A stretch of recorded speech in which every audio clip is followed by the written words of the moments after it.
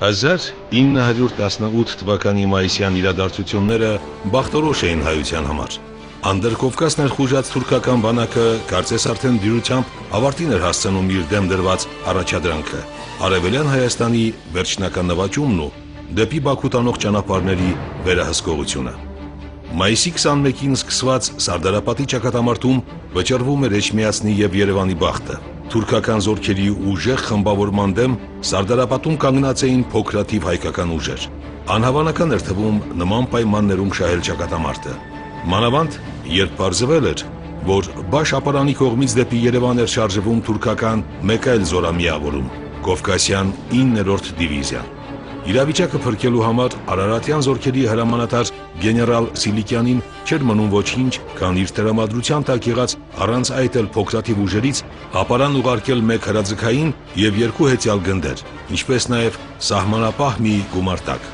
Իրատեսորեն այդքանը ամենևին բավարար չէր անհաղթելի հորժորժված թուրքական 9-րդ դիվիզիայի առաջխաղացումը կանգնեցնելու համար։ Սակայն Սիլիկյանը մեծապես իր հույսը կապում էր Բաշապարանյան ճակատի նորանշանակ հրամանատարի հետ, ով արդեն բազմիցս ապացուցել էր, որ իր զորավարական տաղանդի համար հակառակորդի ուժերի թվային գերակշռությունը խոչընդոտ չէ։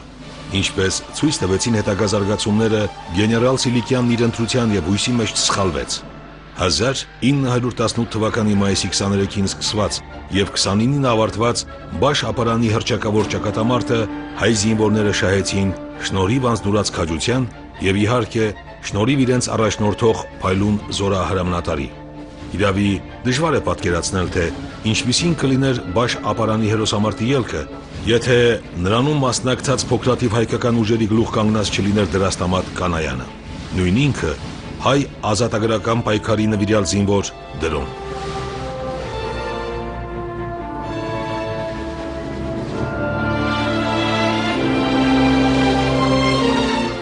Սովորաբար ազգային պատմության այս կամ այն փուլը ճանաչելու եւ հասկանալու համար հարկ է լինում ուսումնասիրել տարատեսակ ընդգրկուն նյութեր եւ վավերագրության հաստափոր հատորներ։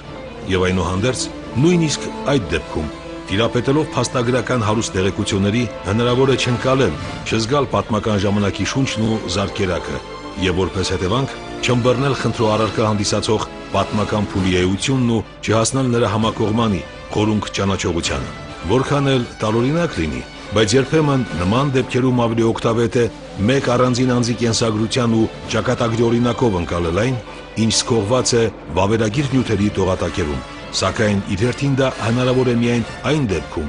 եթե այդ անձը իր խարիզմատիկ կերպարի մեջ է առել ապրած ժամանակի բովանդակ տարեգրությունն ու շունչը։ Հենց այդպիսին էր Դրաստամատ Կանայանը, մարդ, ում ճակատագրի մեջ հայելու պես արտացոլվեց իր ապրած պատմական ժամանակաշրջանի ողջ տարեգրությունը։ Նշանավոր մի անհատ, ում կյանքն իր ըմբոստ դարի օրինակով ընթացավ փոթորկահույս իրադարձությունների ու փորձությունների ճանապարհով։ Եվ վերջապես հախուռն մի բնավորություն, որում զարմանալի կերպով պարփակվեց հայ ժողովրդի ոգին ու նկարագիրն իր ամբողջ հակասականությամբ ու ծայրահեղություններով։ Դրո Կանայանը անկասկած հայ նշանավոր գործիչների թվին է պատկանում, որի գործնեության ամեն մի ծալքը արժի որ ուսումնասիրվի մեր մասնագետների կողմից։ Իմիջիալոց իրերի բերումով 1994 թվականին գտնվում էի Բեյրութում, դասավանդում էի Նիշան Փլանջյան թեմարանում, եւ այնտեղ աշխատողներից մեկը պատմեց, թե առանձնապես ոչ բարձրահասակ Դրո Կանայանը ինչ ահավոր ուժի տեր էր, սանդուղքներով ասում է բարձրանալիս դիմացինի օձիքից բռնել բարձրացրել էր վերև։ Այն դեպքում, որ դիմացինը բավական հաղթանդամ մարդ էր եղել։ Ահա այս մարդը, որի կյանքի նշանաբանն էր կռվել բոլոր նրանց դեմ, ովքեր հանդես են գալիս հայ ժողովրդի դեմ, պիտի ասել այդ իրագործել է մինչև իր արյան վերջին կաթիլը։ Հայոց ազատագրական պայքարի տարեգրության մեջ իր արժանի տեղը զբաղեցնելով, Դրոն այնուհանդերձ զերծ պահեց իր անունն ու կենսագրությունը ռոմանտիկական շերտավորումներից, ինչպես որ այժմ ընկալվում են հայության միջավայրում Անդրանիկի, Նժդեհի եւ այլոց կերպարները։ Եվ դրա պատճառը սխրագործությամբ ու նվիրումով վերջիններից զիջելը չէր ամենևին։ Ընդհակառակը Դրոն գործի մարդ էր։ Ծառայությունը հայրենիքին նրա ըմբռնմամբ ոչ թե կոչում էր, այլ գործ այդ բառի բուն իմաստով, ոչ թե վեհանձնության ծայրագուն դրսևորում, այլ իդեալիզացիայի կարիքը չունեցող առօրյական պարտավորություն։ Այդ էր պատճառը, որ Անդրանիկն ու Նժդեհը իրենց կյանքի որոշ փուլերում ապրեցին Աքիլեսյան հիվանդագին սինդրոմը, տառապելով չգնահատվելու, չհասկացված լինելու գիտակցումից, իսկ դրոն իր հողեղեն խառնվածքի եւ իրապաշտության շնորհիվ խուսափեց նման ապրումներից եւ երբևիցե խռոված կամ հուսահատված չլքեց պայքարի ասպարեզը, չնայած որ դրա համար պակաս առիթ չունեցավ։ Կյանքի օրոք նրան չէին սիրում շատերը, ոմանք նույնիսկ ատում էին, համարելով, որ խմբապետը չի կարող ունենալ կանոնավոր բանակը ղեկավարելու արժանինքներ, առավել ևս կառավարության մեջ մինիստրական պաշտոն զբաղեցնելու իրավունք։ Դրոյին մեղադրում էին հախուռն ու անվերահսկելի բնավորության, յուրայինների հանդեպ կոպտության, երբեմն նաև դաժանության համար։ Վերջապես կասկածի տակ էին առնում երբևիցե նրա կողմից կամ նրա մասնակցությամբ կայացրած քաղաքական վճիռների նպատակահարմարությունը եւ փնովում էին ազգային ողբերգության հաշվին ինչ-որ միլիոններ դիզելու համար։ Եվ չնայած այդ ամենին, Դրաստամատ Կանայանի կերպարը ոչ մեկին չհաջողվեց խամրեցնել ու նվաստացնել, քանզի հիրավի անուրանալի են ծառայությունները, որ մատուցեց նա հարազատ ժողովրդին։ Դեռևս պատանեկան տարիներից զինվորագրվելով հեղափոխական շարժմանը, նա ամբողջությամբ նվիրաբերեց իր կյանքը ազատագրական պայքարին եւ մահապարտիր ծանր ուղին սկզբից մինչեւ վերջ անցավ արժանապատվությամբ, ճաշակելով եւ ընդհատակյա կյանքի զրկանքները, եւ հաղթական զորահրամանատարի փառքը, եւ տարագրության մեջ հայրենիքի անհուն կարոտը։ Չընդունել դրոյին այնպիսին, ինչպիսին ինքը կար, նշանակում է մերժել իր ապրած դարն ու իրականությունն առհասարակ։ Իսկ Դրաստամատ Կանայանը հար եւ նման էր իր ապրած փոթորկահույս դարին, որի իսկական զավակն էր եւ որից ժառանգել էր ինքն իր բնավորության ու ճակատագրի ամբողջ հակասականությունը։ Դրաստամատ Կանայանը ծնվել է 1884 թվականի մայիսի 31-ին Սուրմալուի գավառի Իգդիր անվանում։ Նրա մանկությունը, ինչպես նկարագրում են օրինակ Ավետիս Ահարոնյանը, մյուսները, ինքը կենսագիր է, անցել է ուղղակի անժամանակվա իրադրության պայմաններում, ես պետք է ասեմ, որ դրոն հենց սկզբից էլ իրեն ավելի շատ նվիրել էր մանկության տարիներին հատկապես, զբաղվում էր այսպես ավելի շատ ռազմական այսպես հակումներ էր նրա մոտ դրսևորվում եւ դա ակնհայտորեն երևաց հենց սկզբից ուսման տարիներից, որտեղ նրան ուսումը այդքան ավելի շատ չէր գրավում, ինչքան օրինակ զինավարժությունը կամ ձիավարժությունը։ Դպրոցական տարիներին նա շատ տարված էր ֆիդայական պայքարով Արևմտյան Հայաստանի Սերոբ աղբյուրի Անդրանիկի մասին պատմությունները նրա մոտ շատ մեծ ոգևորություն էին առաջացնում եւ տրամադրում պատանում։ Պատահական չի, որ հայրը իհարկե քանի որ մեծահարուստ էր Մատրոսը, նրան անմիջապես տեղափոխեց ռուսական գիմնազիա Երևան, այստեղ պետք է ասել, որ միջավայրը միանգամայն այլ էր, հիշենք ցարիզմի պայմաններում, հատկապես ռուսական շովինիզմը տեղ էր գտել հայ իրականության մեջ, այդ ռուսական միջավայրը ճնշումը եւ այլն դրոն չէր կարող տանել, շատ հաճախ նույնիսկ վիճաբանում էր դասղեկների հետ կամ դպրոցի ուսուցիչների կարգապահության տեսակետից վարքը չափազանց ցածր էր դրոյի եւ նաեւ ուսման առաջադիմություններ ցածր, հետագայում նա ինքը անձամբ մոտենում է տեսուչին, խնդրում, որ նորմալ գնահատականներով այսպես վկայական տալ, որպեսզի ինքը ուսումը շարունակի ռազմական դպրոցում։ Այսինքն հենց սկզբից էլ դրոն տրամադրված չէր այսպես ուսման նկատմամբ այլ կերպ, այսինքն նպատակ չուներ, ենթադրենք, նվիրվել գիտությանը եւ այլն, ավելի շատ նրան ցկում էր ռազմական գործը։ Դրաստամատի ապրած մանկության ու պատանեկության տարիները համընկան հայ ազգային ազատագրական շարժման բուռն վերելքի հետ, որին նոր թափ հաղորդեց 1890 թվականին Թիֆլիսում ստեղծված հայ հեղափոխական դաշնակցություն կուսակցությունը։ Այդ նոր կազմակերպությունը նպատակադրվել էր մեկ հզոր կառույցի մեջ միավորել հեղափոխական անջատ կենտրոններն ու խմբերը եւ մշակելով միասնական ռազմավարություն գլխավորել Արևմտյան Հայաստանի ազատագրության համաժողովրդական շարժումը։ Գաղափարական ու քաղաքական ծրագրերի մշակման հետ մեկտեղ դաշնակցությունը ակտիվորեն ծավալում էր նաև ռազմական գործունեություն։ Կուսակցությունը ստեղծել էր ընդհատակյա հզոր մի ցանց, որի միջոցով հավաքագրում էր խմբեր եւ ուղարկում դրանք Արևմտյան Հայաստան։ Նաև զենք ու զինամթերք էր մատակարարում Սասունի, Խնուսի, Վանի, Բիթլիսի ֆիդայական ջոկատներին եւ հայ ազգաբնակչությանը։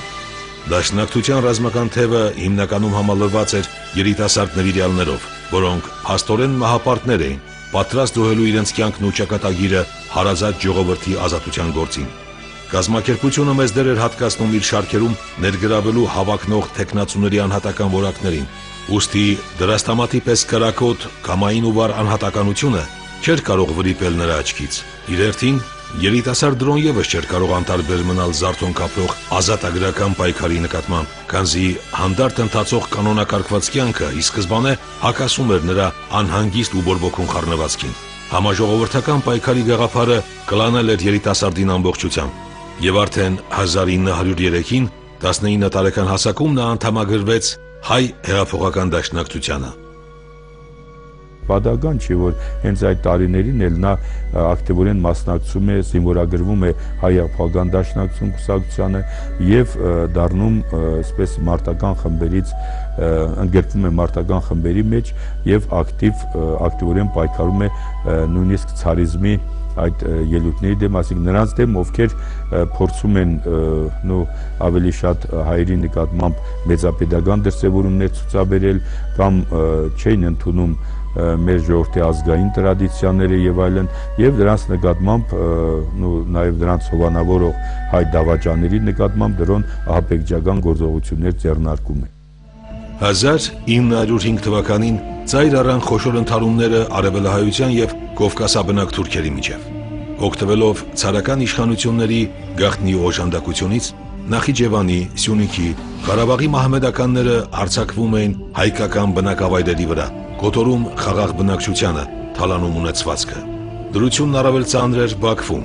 ուր տասնյակ հազարավոր հայ բնակչության առջև ծառացել էր իսպառ ոչնչացվելու վտանգը։ Ստեղծված իրավիճակում դաշնակցությունը ստիպված էր ժամանակավորապես շեղել իր ուշադրությունը Արևմտյան Հայաստանից եւ բոլոր ուժերն ուղղել արևելահայության պաշտպանությունը կազմակերպելու գործին։ Աբշերոնի մահմեդականությանը սաստելու համար կուսակցությունը Բաքու գործուղեց իր ռազմական թևի ամենաերևելի ներկայացուցիչներից մեկին՝ ֆիդայապետ Նիկոլ Դումանին, ով աչքի էր ընկնում կազմակերպչական գերազանց որակներով եւ զորավարի արտակարգ ձիրքով։ Դումանը մի քանի օրում կարողացավ կանխել Բաքվում ծայր առած ջարդերն ու միավորելով հայերի ուժերը հակահարված տալ թուրք թաթարներին։ Հենց Բաքվի կռիվներում էլ 1905-ին իր առաջին լուրջ մարտական մկրտությունը ստացավ դրոն, ով այդ օրերին Դումանի օգնականն էր եւ անմիջական մասնակցություն էր ունեցել Բաքվի հայկական թաղերի ինքնապաշտպանության գործում։ Սակայն դա Նիկոլ Դումանի եւ դրոյի առաջին համատեղ գործակցությունը չէր։ Դեռ պատանի տարիքից շփումը ծագումով Արցախցի մեծ ֆիդայապետի հետ ահռելի ազդեցություն էր գործել դրա ստամատի վրա, որի աչքերում Դումանը անառարկելի հեղինակություն էր թե որպես ռազմական գործիչ եւ թե իբրև անհատականություն։ Հետագայում դրոն բազմիցս նշելու էր, որ Նիկոլ Դումանը մեծ ու անջնջելի դեր է ունեցել իր կյանքում։ Պատահական չի, որ նա կարողանում էր դրոյի վրա ազդել եւ կարգապահական հարցերում դրոն անմիջապես ենթարկում էր նրա հրամաններին։ Մի քանի անգամ փորձ արվեց հենց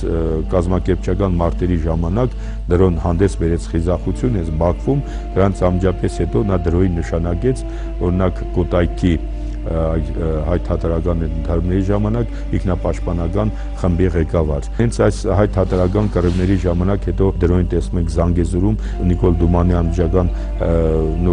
կարգադրությամբ տեղափոխվում են ապա Նախճեվանի վրա հարձակման ժամանակ եւ դրոն պատմում է թե ինչպես այս դեպքերի ժամանակ հատկապես նկարագրում է Արյուծավակի կողմից նաև Սիսիանի, որը նրանք համարում էին թուրքերի որջը, գրավման դեպքերը, թե ինչպես նրանք կարողացան կազմակերպել հանգարցակի հարձակում Սիսիանի վրա, Սիսիան թուրքերի վառեցին Սիսիանը, որը թաթարներով էր հիմնական բնակեցված եւ թաթարական կենտրոններ գրեթե նա, եւ ասում է շրջակայքի վրա դա մեծ տպավորություն թողեց եւ թուրքերը տեսնելով այս ամենը արդեն դադարեցին հարևան նաև գյուղերի վրա հարձակումը։ 1905-6 թվականների արյունալի իրադարձությունները իրենց սրբագրությունները մտցրեցին հայ հեղափոխական դաշնակցության ծրագրում։ Այդուհետ պարզ էր դարձել, որ բացի օսմանյան բռնատիրությունից հայ ժողովուրդն ունի ևս մի ախոյան, որը նույնիսկ ավելի հզոր էր ու վտանգավոր, քանի որ գործում էր գողարկված եւ հարվածում էր թիկունքից։ Այդ ախոյանը ռուսական ցարիզմն էր, աշխարհակալ մի ուժ, որն իր կայսերական նկարտումներին հագուրդ տալու համար սանձազերծել էր Հայաստանը առանց հայերի վաղեմի իր ծրագրի իրականացումը։ Հայոց եկեղեցու սեփականության յուրացումը, հայկական դպրոցների տարերային փակումը, վերջապես հայկական ջարդերի հրահարումը վկայում էին, որ իշխանությունները նպատակադրվել էին աստիճանաբար հոգեպես ու ֆիզիկապես անհետացնել պատմական ասպարեզից մի ամբողջ ժողովրդի, տրամաբանորեն ավարտին հասցնելով այն, ինչ արդեն մի քանի դար անում էին օսմանցիները։ Դաշնակցության արձագանքը հետևեց անմիջապես, քանի որ անհնար էր ու անիմաստ բացեիբաց ելույթներով հանդես գալ ցարական իշխանությունների դեմ, նախապատվությունը տրվեց ահաբեկչական գործողություններին։ Այդ գործողություններում կենտրոնական դերակատարությունը վստահվեց Դրո Կանայանին, ով իր ցուցաբերած քաջության ու նվիրվածության շնորհիվ արդեն ապացուցել էր առաջնորդ լինելու իր կարողությունները։ Դրոն հերթական անգամ արդարացրեց այդ վստահությունը, երբ ահաբեկչական գործողությունների շարքում անձամբ իրականացրեց ամենակարևոր օպերացիան, վերացրեց հայատյաց գեներալ նահանգապետ Նակաշիձեին։ Նագաշիձեի այդ սպանության կազմակերպումը ինչպես նա իրականացրեց, դա Բաքվում արագ ռումբը նետելով կարգի մեջ, որով Նագաշիձեն էր եւ տեղում էլ նա սպանվել է, նրա հետ միասին նաեւ շրջապատում ասում մեծ աղմուկ բարձրացավ փոշի, ապա ինքը անցավ հաջորդ փողոց եւ անհայտացավ։ Նակաշիձեի սպանությունից հետո Դրոյի հեղինակությունը անառարկելի դարձավ կուսակցականների միջավայրում։ Աննախադեպ երևույթ էր, երբ 20 տարին հազիվ բոլորած երիտասարդին արժանացնեին նման բարձր գնահատանքի։ Դրոյի ներկայությունը զգաստացնում էր բոլորին, պատկառանք եւ ագնացանքներ շնչում նրանց, ովքեր տեղյակ էին նրա կենսագրությանը։ Յուրայիններից ոմանք նույնիսկ զգուշանում էին նրանից, իսկ ազատագրական պայքարի թշնամիների ու դավաճանների համար նրա անունը սարսափի հոմանիշ էր դարձել։ Պատճառը ահաբեկչական գործողություններն էին, որոնցով Դրոն պատժում էր իշխանությունների հետ դավադիր գործարքների մեջ մտած մարդկանց։ Նա իրականացրել էր հենց Իգդիրում այս համանքի պետերից մեկի Մարտիրոսի սպանության գործը, ահաբեկչության գալավարի այսպես կոչված, որը հենց նույն Իգդիրում այդ ժամանակ Բագոսլավսկի կար, այդ Իգդիրի գավառապետն էր ամբողջ Սուրմալուի շրջանի, նրա ամջական կամակադարը նշված Մարտիրոսն էր, այդ համանքի պետը, որի հենց գալավար էին անվանում, դրոն կազմակերպում է նրա ահաբեկչական գործողությունը։ Մարտիրոս Չարուխյանի հետ միասին հիշենք, որ իրականացրեց այլ ահաբեկչական գործողություններ, հատկապես հայատյաց Ալիխովավարսկու նկատմամբ, որ Նախճեվանի հայերի կոտորածի ամջական կազմակերպիչն էր։ Դրաստամատ Կանայանի բնավորությունը իրավի աչքի էր ընկնում իր հակասականությամբ։ Երբեմն բռնկվող դաժանության հետ այդ խառնվածքում համատեղվում էր սառնասրտությունը, հախուռն կրքերի հետ համեստությունը, կոպտության հետ հեզությունը։ Հենց այդ էքսցենտրիկ բնավորության պատճառով էր, որ իր ժամանակակիցները տարբեր, հաճախ լրիվ հակասական բնութագրականներ էին տալիս նրա անձի վերաբերյալ։ Ոմանց համար Դրոն տղամարդու առաքինության տիպար էր, ուրիշների համար անվերահսկելի եւ հանդուգն անձնավորություն։ Սակայն մեկ բանում համակարծիք էին բոլորը. Դրաստամատ Կանայանի համար հայրենիքի ազատագրության գործը վեր էր ամեն ինչից, իսկ մնացյալը միայն ստորադասվում էր ազգի շահերին։ Այդ իմաստով հատկանշական է նրա ամուսնության պատմությունը։ Հայ թատերական թարումների ժամանակ Դրոն խնդրում է մի որոշ ժամանակահատված վերցնելու, որպեսզի իր ամուսնության խնդիրը լուծի, գազམ་ակերպվում է նշանադրության արարողությունը, բայց հենց նույն օրը Նիկոլ Դումանի հրամանով Դրոն անմիջապես մեկնում է ռազմաճակատ գործողությունների ռազմական, նույնիսկ այդ օրն էլ հարսանիքի օրը հայրը ցավով նշում է, որ որդին չմնաց ընտանիքով, նա հորը խնդրում է ասելով, որ հարսին լավ պահեք, վերադառնամ անպայման։ Ցարական իշխանությունները բավական կոշտ արձագանքեցին դաշնակցության ահաբեկչական գործողություններին։ Կուսակցության գործունեությունը պաշտոնապես կասեցված էր, իսկ նրա հարյուրավոր անդամներ բանտարկված կամ էլ տարագրված Կովկասից։ Իրավապահ մարմինների եւ հատուկ ծառայությունների տեսադաշտում չհայտնվելու համար Դրոն 1912 թվականին հարտատվել էր Բայազետում, ուր զբաղվում էր առևտրով եւ գաղտնի շարունակում էր իր հեղափոխական գործունեությունը։ Մասնավորապես նա իր կապավորների միջոցով զենք ու զինամթերք էր մատակարարում Արևմտահայաստանի հայդուկական խմբերին։ Զենքը այդ տարիներին շատ թանկ արժեր, սակայն դրոն, ինչպես պարզվեց, բավական հաջողակ ձեռներեց էր, եւ շահավետ առևտրից գոյացած գումարը հնարավորություն էր տալիս նրան սեփական միջոցները եւս իսպաս դնել ազատագրական պայքարին։ Իրենք դրոն զարմանալի առեղծվածային երևույթ է։ Ինչ գործ ձեռնարկելը բոլորտեղ հաջողություն է, եւ վաճառական, եւ հետագայում քարյուղի այսինքն նավթ արտադրող, եւ զորաբար, եւ պետական կողմում բնականից տաղանդավոր մարդ է եղել, թեև փոքր-ինչ գուցե թե այդքան էլ կազմակերպանները դյուրաբորբոք տակարի մարդ է եղել։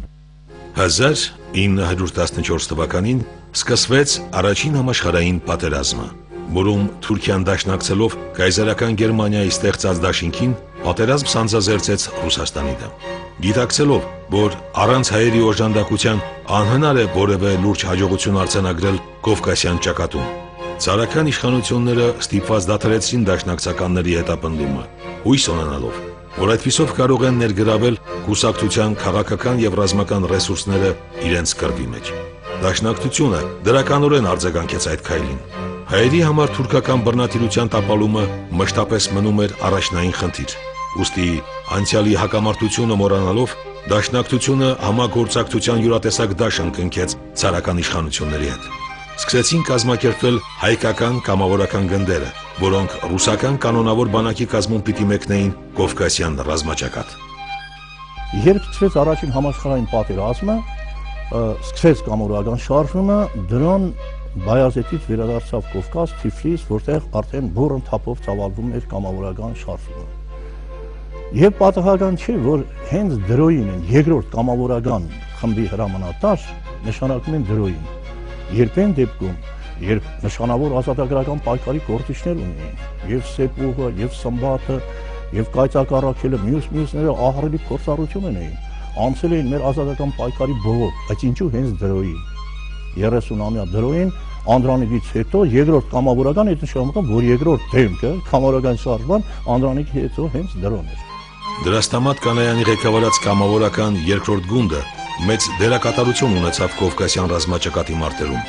անցնելով գրեթե բովանդակ Արևմտահայաստանի նահանգներով, այն մասնակցեց տասնյակ ճակատամարտերի, հարձակման ժամանակ կազմելով կանոնավոր բանակի առաջազորը, իսկ նահանջի դեպքում արշավելով Ետնազորում, իր պաշտպանության տակ առնելով թե ռուսական ծանրաշարժ հետևակը եւ թե արևմտահայ գաղթականների բազմահազարանոց խմբերը։ Դրոյի գնդի խիզախությունն ու մարտունակությունը ակնածանք էր ներշնչում ռուս գեներալներին, որոնք Գերագույն շտաբին հասցեագրված իրենց զեկույցներում բարբերաբար հիշատակում էին Դրաստամատ Կանայանի անունն ու գովասանքներով խոսում նրա մասին։ Դրոյի գործունեություն այդ շրջանում կուզեի առանձնացնել հետևյալը։ Երբ սկսվեց ռուսական զորքերի նահանջը, ամբողջ վասպուրականը, մյուս շրջանները սկսեցին ինչ անել, գաղթել։ Ռուսական հրամանատարությունը պիտի ասել, որ գաղթի մեր գաղթականության նահանջի անվտանգությունը ապահովել էր շատ վատ։ Ես խորապես համոզված եմ դրա մեջ միտում էլ կար,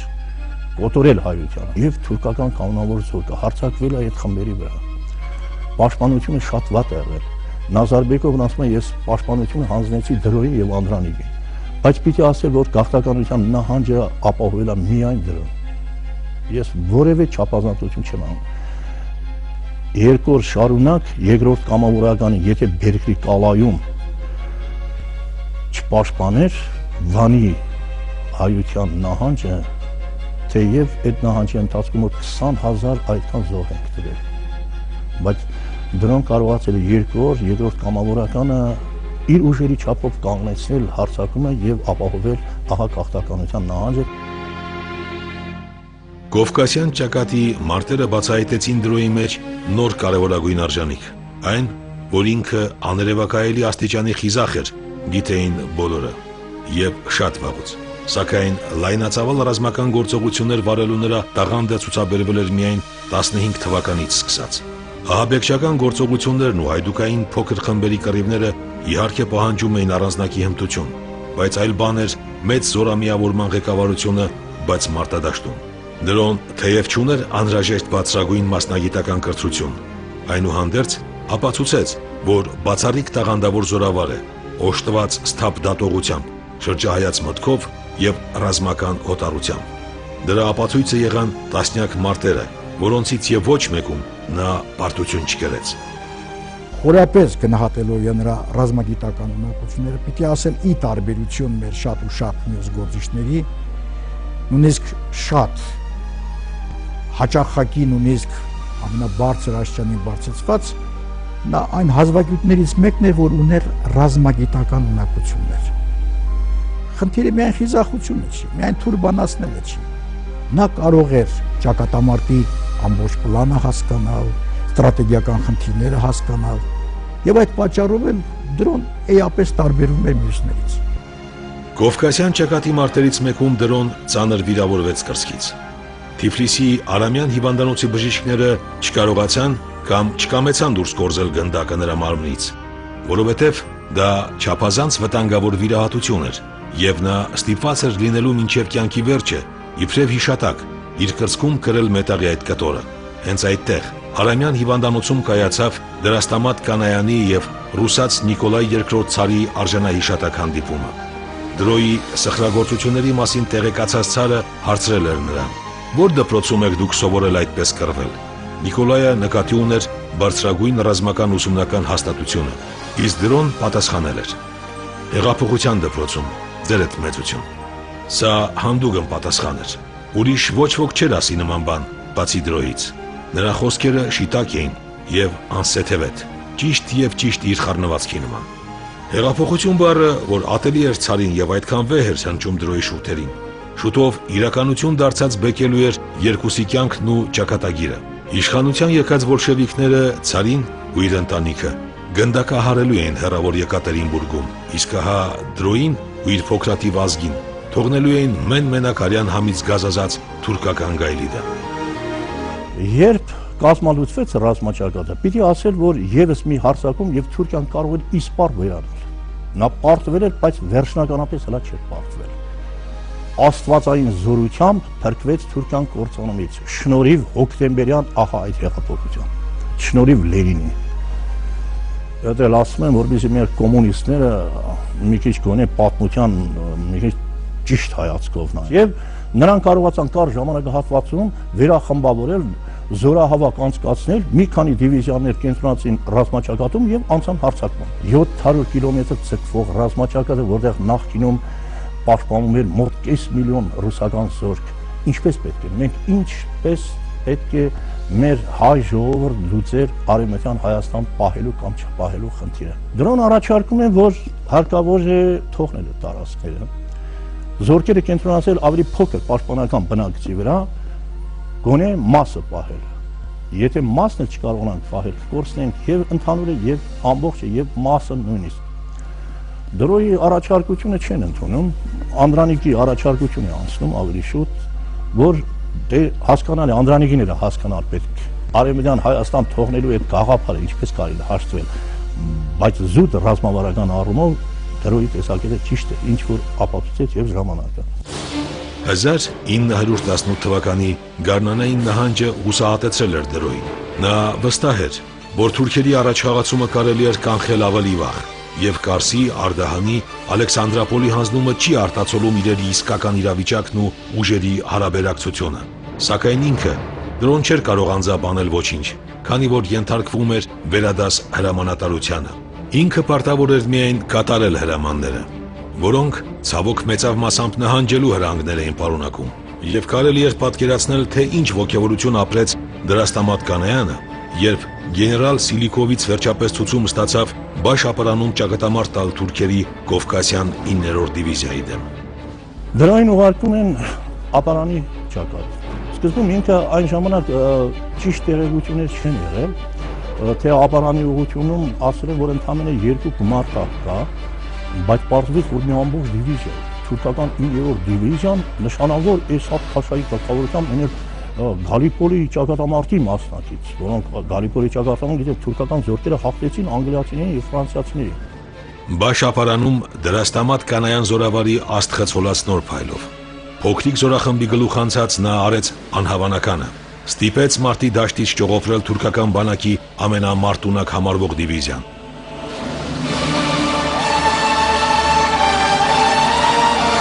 կարելի է երկար վերլուծել ճակատամարտի ընթացքն ու գործողությունների զարգացումները, սակայն ոչ ոք չի կարողանալ այդ ավելի լավ, քան ինքը Դրոն, որի պատումը Բաշ ապարանի ճակատամարտի մասին բարեբախտաբար ձայնագրվել է մեծ զորավարի կյանքի մայրամուտին։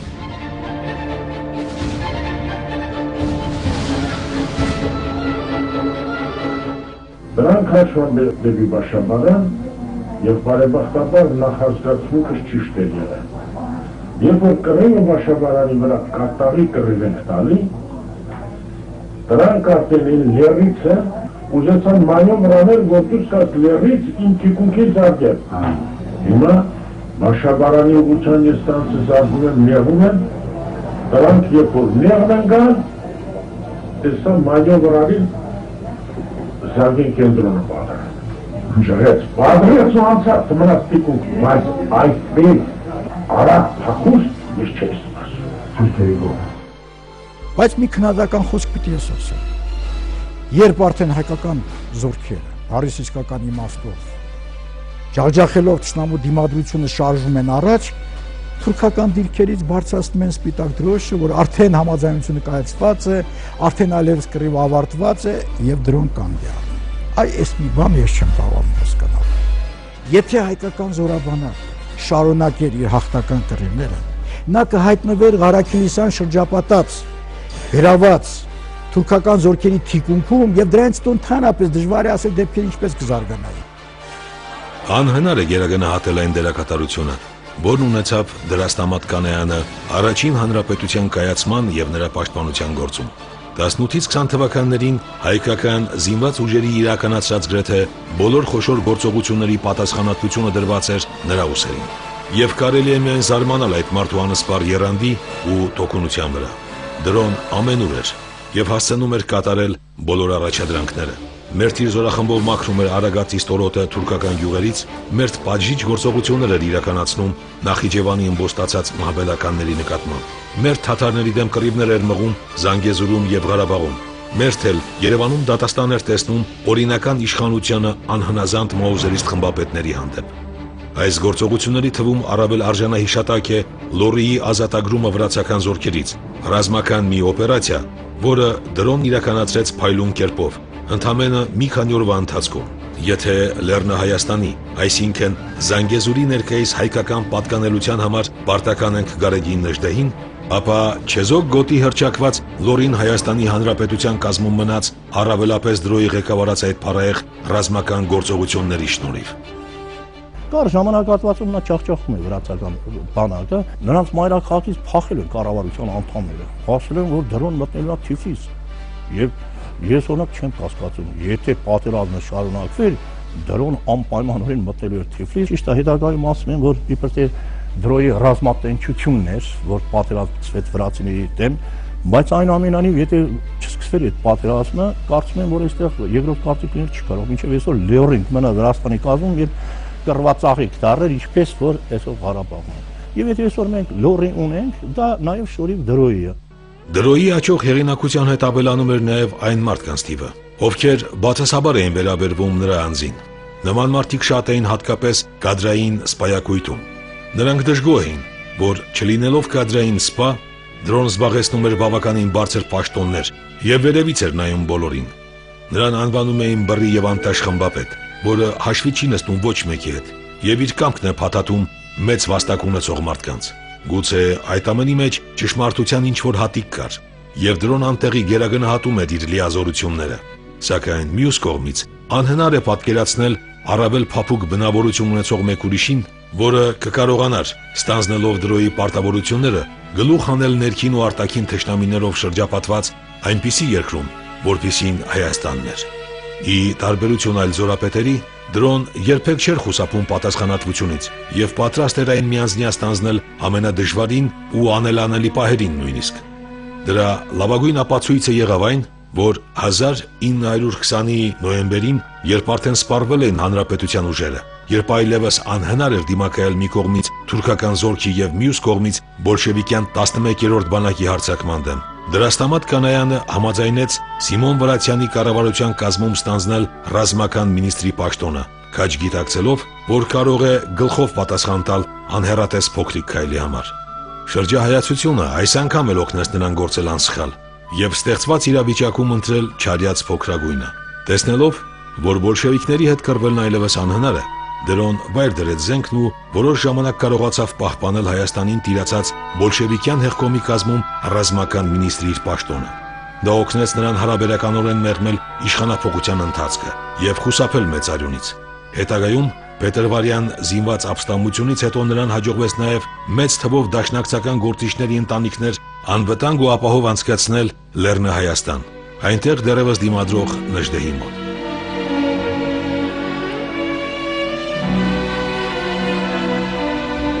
Հայաստանի խորհրդայնացումից հետո բոլշևիկները Դրաստամատ Կանայանին ուղարկեցին Մոսկվա։ Վրացյանի վկայությամբ Երևանում մեծ ամբոխ էր հավաքվել ճանապարհ դնելու զորապետին։ Մարդիկ հուսահատված էին ու թևաթափ, իսկ մի պարավկին գոռացել էր ամբոխից. «Բա հիմա մենք ինչ անենք»։ Մոսկվայում դրոն մնաց շուրջ 4 տարի, եւ կարելի է միայն զարմանալ, թե ինչու իրենց վաղեմի բոլոր հակառակորդների դեմ մշտապես քինախնդրորեն տրամադրված բոլշևիկները չգնդակահարեցին նրան։ 1925-ին նա վերջապես թույլտվություն ստացավ լքելու խորհրդային երկիրը եւ Մոսկվայից անմիջապես մեկնեց Փարիզ։ Այդ օրվանից էլ սկսվեց Դրաստամատ Կանայանի տարագիր կյանքը, այն 30 տարին, որոնք նա ապրեց Ռումինիայում, Լիբանանում, Ամերիկայում եւ այլուր, մշտապես կարոտելով Հայաստանը։ Սակայն ապրելով տարագրության մեջ, դրոն հախուռն խառնված գիտելու գործունյա այդ հաղթանդամ մարդը միտք անգամ չուներ պարապ մնալու եւ ակտիվորեն ներգրավվեց կուսակցական, ազգային, հասարակական գործունեությանը։ Մասնավորապես նա հաստատվեց Ռումինիայում, ուր ստանձնեց հայ հեղափոխական դաշնակցության Բալկանյան գրասենյակի ղեկավարությունը։ Հենց այդ միջոցին էլ նա ակտիվ կապեր հաստատեց ֆաշիստական Գերմանիայի ղեկավար օղակների հետ։ Համաշխարհային պատերազմը սկսվելուն պես Ռոն եւ Գարեգին Նժդեհը սկսեցին բանակցել Երրորդ Ռեյխի լիազոր ներկայացուցիչների հետ հայկական լեգիոնի ստեղծման հնարավորության շուրջ։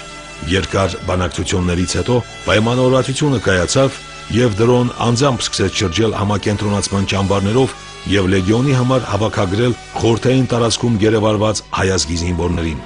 Սակայն շատ շուտով Նժդեհը հրաժարվեց իր մասնակցությունից ձեռնարկում, քանի որ հասկացավ, որ հայկական լեգիոնը գերմանացիների կողմից պիտի մասնակցի ոչ թե թուրքերի դեմ պատերազմում, այլ գերմանախորհրդային ճակատի մարտերին։ Այդ հանգամանքը դրոյին չկանգնեցրեց, այլ ընդհակառակը ոգևորեց, քանզի նա փափագում էր Հայաստանը առանց բոլշևիկների տեսնելու երազանքը։ Կարելի է երկար վիճաբանել այն հարցի շուրջ, թե արդյոք արդարացված է դրոյի համագործակցությունը գերմանացիների հետ։ Խնդրի բարոյական հարթության մեջ դիտարկումը ի սկզբանե հղի է մոլորության մեջ ընկնելու վտանգով, քանի որ իր դրոյի շարժառիթները հեռու էին բարոյական կատեգորիայի նորմերից։ Դրոն գործի մարդ էր եւ ամեն ինչին վերաբերում էր միայն գործնական տեսանկյունից։ Նախ եւ առաջ նա նպատակադրվել էր համոզել Հիտլերին, որ հայերը եւս արիացիներ են եւ այդպիսով կանխել գերմանացիների կողմից հնարավոր ոտնձգությունները հայերի հանդեպ Եվրոպայում։ Երկրորդ խնդիրը բազմաթիվ հայազգի գերիների փրկությունն էր, որը նրան հաջողվեց բավականին արդյունավետ իրագործել։ Եվ վերջապես դրոն անհանգստացած էր պատերազմի ելքի համար։ Նժդեհը մեղադրում էր դրոյին, որ վերջինս իր քայլերով աննպաստ վիճակի մեջ կդնի բուն Հայաստանի հայությանը, որոնցից ռուսները կարող էին վրեժխնդիր լինել։ Իսկ դրոն իր իսկ կարծիքով մտածում էր ավելի հեռուն։ Բանն այն է, որ 40-ականների սկզբներին գերմանացիների առավելությունը պատերազմում ակնհայտ էր։ Եթե նրանք հաղթեին առանց հայկական լեգիոնի մասնակցության, ապա անկասկած ռուսների փոխարեն իրենք կկոտորեին Հայաստանի հայությանը։ Հենց այդ եթեն էր ստիպում Դրաստամատ Կանայանին հայությանը ապահովագրելու համար համագործակցել ֆաշիստական պարագլուխների հետ։ Եվ խնդրի դիտարկման այս քաղաքական եւ ոչ բարոյական տեսանկյունը լիովին արդարացնում է նրա այդ ժամանակաշրջանի գործունեությունը։ Ես կուզենամ ասել հետևյալը. եթե հայ ժողովրդի գործիչները իրենց բազմադարյան պատմության մեջ վերին աշճանի ճկուն են հանդես եկել, դրանցից մեկը հենց այդ համագործակցությունն է։ Այն ժողովուրդը, որ գործնեության այլընտրանք չունի, նա ստեյության դատապարտված ժողովուրդ է։ Եթե մի րոպե ընդունենք հանկարծ Գերմանիան հաղթեր, պատկերացնում եք, թե ինչ վիճակի մեջ կհայտնվեր հայ ժողովուրդը։ Իհարկե, ռազմագերիների հաշվին հնարավոր եղավ հայկական լեգիոն ստեղծել, միջազգային շատերը նույնիսկ թվի մասին մտածում են, որ առանձնապես մեծ չի եղել։ Ոչ, 33,000 մարդ են գրկված եղել Լեոնի մեջ։ Երկրորդը, որ իբր նրանք ընդհանրապես չեն կռվել, կռվել են։ Օրինակի համար Հյուսիսային Կովկասյան լեռներում այդ զորամասերը իրենց խիզախության համար բազմաթիվ շնորհակալագրեր են ստացել։ Եվ նույնիսկ, երբ որ հայկական գործիչները Վերմախտի առաջ եւ ընդհանրապես գերմանական կառավարության առաջ հարց էին բարձրացնում, թե լավ, մեր վիճակը ինչ պիտի լինի, նրանց պատասխանում էին. իսկ այս լեգիոնը, որ ստեղծել ենք, ձեր հայկական պետության բանակը չի։ Պատերազմի ավարտից հետո 1946-ին ֆաշիստական Գերմանիայի պարագլուխների հետ կապ ունենալու համար Դրաստամատ Կանայանը ձերբակալվեց ամերիկյան հատուկ ծառայությունների կողմից, սակայն ամերիկացիները նրան շուտով ազատ արձակեցին եւ նույնիսկ առաջարկեցին համագործակցել։ Դեռ մոտավորապես 27-28 տարի ճակատամարտամաղել բոլորը հաղթել են։ Անմիջականորեն իր մասնակցությամբ։ Չկա այդ ծավալի մարտական գործողություն, որ դրոն չհաղթի։ Դա երևի թե համաշխարհային պատմության մեջ էլ եկած է։ Եվ գիտեք, նա հետագայում պատերազմից հետո նա երբ տեղափոխվում է Ամերիկա, նրան հրավիրում են դասախոսելու ռազմագիտական ակադեմիայում Ամերիկայում։ Նա ուրեմն Մոսկվայում եղած ժամանակ հաջողել է դասընթացների ռազմական ակադեմիայում եւ ուսումնասիրել է քաղաքացիական պատերազմների պատմությունը։ Թե ինքը սովորի կողմից այդքան է լավ չի եղել, բայց փայլուն ընդունակություն է ունեցել, ուղղակի ուշադրություն չի դարձել ուսման վրա, բայց հետագայում կարողացել է այդ իր բացը լրացնել։ Իր կյանքի վերջին 10 տարին Դրաստամատ Կանայանը ապրեց համեմատական հանգստի պայմաններում։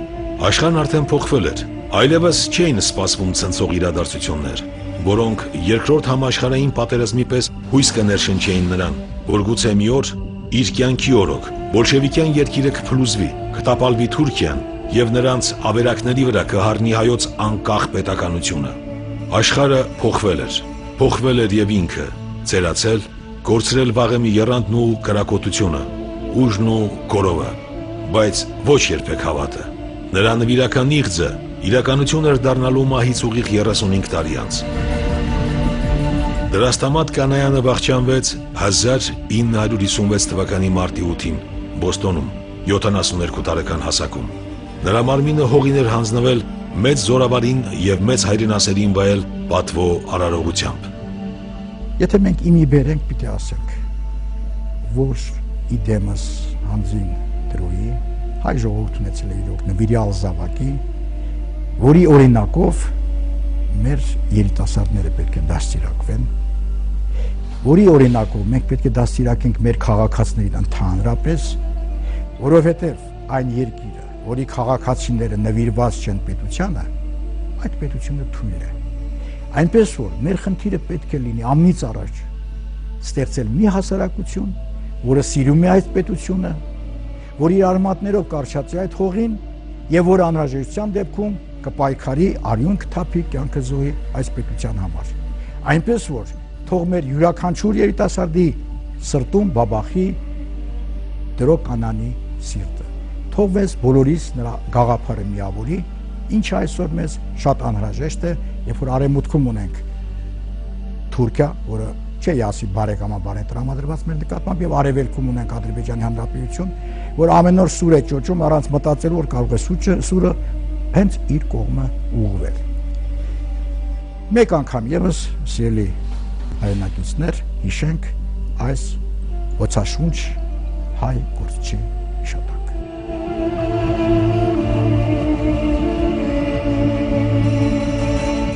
2000 թվականին Հայաստանի Հանրապետության նախագահի հրամանագրով Դրաստամատ Կանայանի աճյունը տեղափոխվեց Հայաստան եւ վերահուղարկավորվեց Բաշապարանի ճակատամարտին նվիրված հուշակոթողի կողքին, այնտեղ, ուր մի ժամանակ երիտասարդ զորավար դրոն կերտեց իր կյանքի մեծագույն հաղթանակը ու պատգամեց սերունդներին, որ խիզախների համար չկա անհնարին ոչինչ։